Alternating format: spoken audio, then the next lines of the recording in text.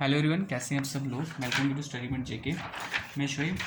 Guys, आपको पता है हमने इंडियन फ्रीडम स्ट्रगल टॉपिक उठाया हुआ है। ओके, तो इसी को हम आज कंटिन्यू कर रहे हैं। तो हमने कहाँ तक पढ़ लिया था? हमने इंडियन फ्रीडम स्ट्रगल में पढ़ लिया था फर्स्ट राउंड टेबल कॉन्फ्रेंस तक, जिसमें हमने देखा था कि जब इशू डिस्कस किए गए थे इसी कॉन्फ्रेंस में, तो उन इश्यूज़ में बी आर अम्बेडकर साहब का भी एक इशू था, जिसमें उन्होंने कहा था या डिमांड की थी कि जो सेपरेट इलेक्टोरेट है उसको एक्सटेंड करके इंक्लूड किया जाए एससी के जो लोग हैं उनको भी।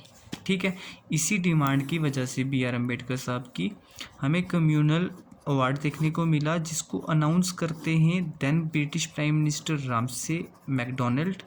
ओके, ये मैंने आपको बताया था कल की वीडियो में कि जो रामसे मैकडोनल्ड होते हैं वो देन ब्रिटिश प्राइम मिनिस्टर होते हैं, और लॉर्ड इरविन जो होते हैं देन वाइसराय ऑफ इंडिया होते हैं।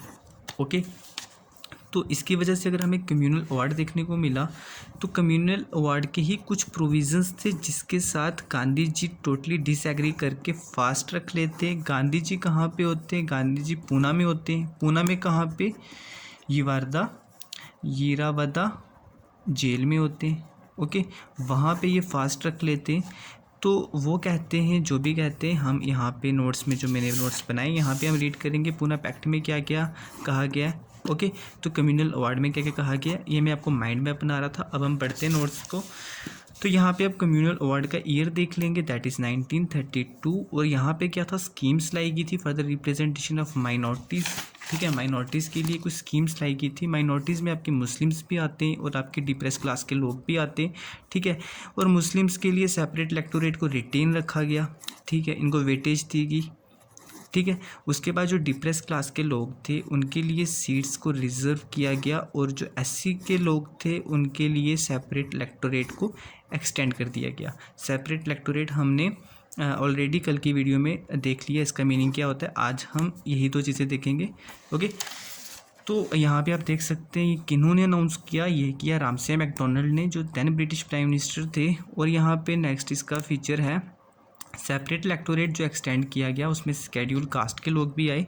ओके, स्केड्यूल कास्ट के लोगों के लिए भी अब सेपरेट इलेक्टोरेट होगा। तो गांधी जी क्या करते हैं, गांधी जी इसके साथ टोटली डिसएग्री करके वो फास्ट रख लेते हैं। इसी फास्ट की वजह से हमें पूना पैक्ट देखने को मिलता है। ओके, और गांधी जी कहते हैं हिंदूज़ के लिए जॉइंट इलेक्टोरेट होना चाहिए, सेपरेट इलेक्टोरेट हिंदूज़ में नहीं होना चाहिए। ओके, वो किसी भी तरह की divide and rule policy Hindus में नहीं चाहते थे। ठीक है, और उनके लिए उन्होंने बताया अगर आप करना ही चाहते हैं तो सीट्स को रिजर्व कर दें स्केड्यूल कास्ट के लिए। ठीक है, तो फिर हमें देखने को मिला पूना पैक्ट। पूना पैक्ट आप इसका ईयर याद रख लेना, 1932। यहाँ पे क्या होता है, जब अनाउंसमेंट होती है कम्युनल अवार्ड की, गांधी जी फास्ट रख लेते हैं। इसकी वजह से क्या होता है, मास मूवमेंट होती है हर जगह पे, everywhere. Fast of Gandhi ji, यहाँ पे मैंने आपको बताया मास मूवमेंट जब मैंने कहा, और आपको ये पता होना चाहिए गांधी जी खुद कहाँ है, ये वार्ता जेल में जो कि पूना में है। ठीक है, तो मास मूवमेंट हर जगह कौन कौन करते हैं, मदन मोहन मालवीय जो पॉलिटिकल लीडर होते हैं वो एक्टिव हो जाते हैं, बी आर अम्बेडकर एक्टिव हो जाते हैं, MC राजा जो हैं ये एक्टिव हो जाते हैं। ओके, फिर क्या होता है, फिर पूना पैक्ट साइन हो जाता है और गांधी जी अपना फास्ट ब्रेक करते हैं। और ब्रेक कब करते हैं, नया 25 सितंबर 1932।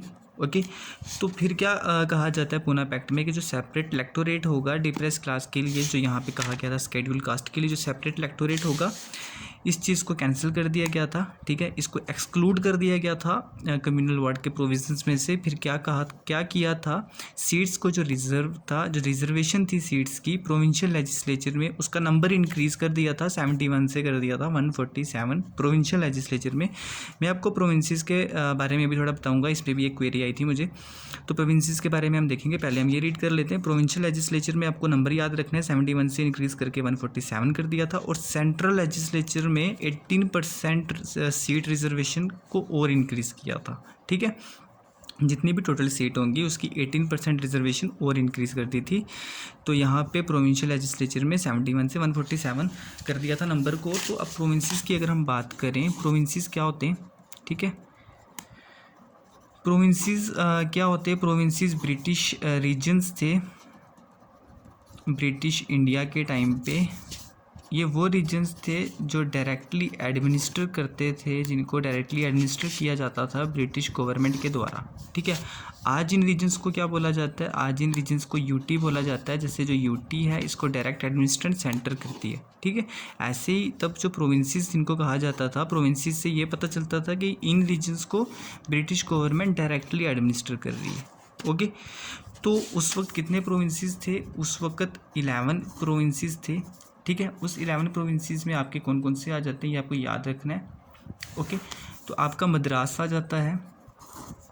ओके, उसके बाद आपका आ जाता है सेंट्रल प्रोविंसेस, उसके बाद आपके आ जाते हैं बिहार, उसके बाद आ जाता है आपका उड़ीसा।